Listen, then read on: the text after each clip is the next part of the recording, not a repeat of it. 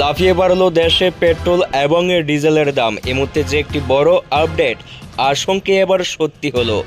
দেশের প্রধানমন্ত্রী সম্প্রতি বার্তা দিয়েছেন জ্বালানি সংকট এবং জ্বালানি সাশ্রয় নিয়ে।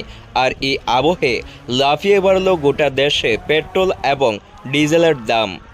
মূলত মধ্যপ্রাচ্যের সংকটে আন্তর্জাতিক বাজারে অপরিশোধিত তেলের মূল্যবৃদ্ধির ফলে দেশের সরকার পেট্রোল ও ডিজেলের দাম লিটার প্রতি 3 টাকা বৃদ্ধি করেছে, যার ফলে এই 3 টাকা প্রত্যেকটা রাজ্যে প্রত্যেকটা পাম্পে লাগু থাকবে পেট্রোল এবং ডিজেলের উপর। বলা যায় দেশের মধ্যে রয়েছে জ্বালানি সংকট। এ কথা প্রধানমন্ত্রীর মুখ থেকে স্পষ্ট বোঝা যায়। বিভিন্ন রাজ্যে দেখা যাচ্ছে সেই রাজ্যের মুখ্যমন্ত্রী থেকে শুরু করে মন্ত্রীরা নিজেদের কনভয় ছেড়ে দিচ্ছেন।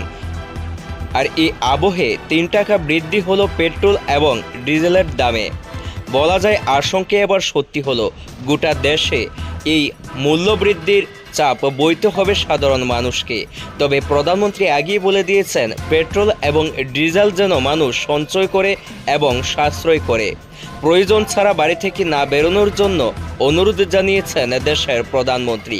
ইতিমধ্যে ত্রিপুরা সহ দিল্লিতে সরকারি কর্মচারীদের 50% অফিসে থাকবে আর বাকিরা বাড়িতে বসে অফিসের কাজ সারবেন, এরকম নির্দেশিকা জারি করেছেন।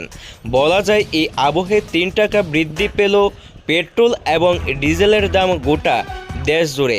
ত্রিপুরা তো তার প্রভাব পড়েছে, আজ থেকেই লাগু হবে পেট্রোল এবং ডিজেল প্রতি 3 টাকা বৃদ্ধি মূল্য।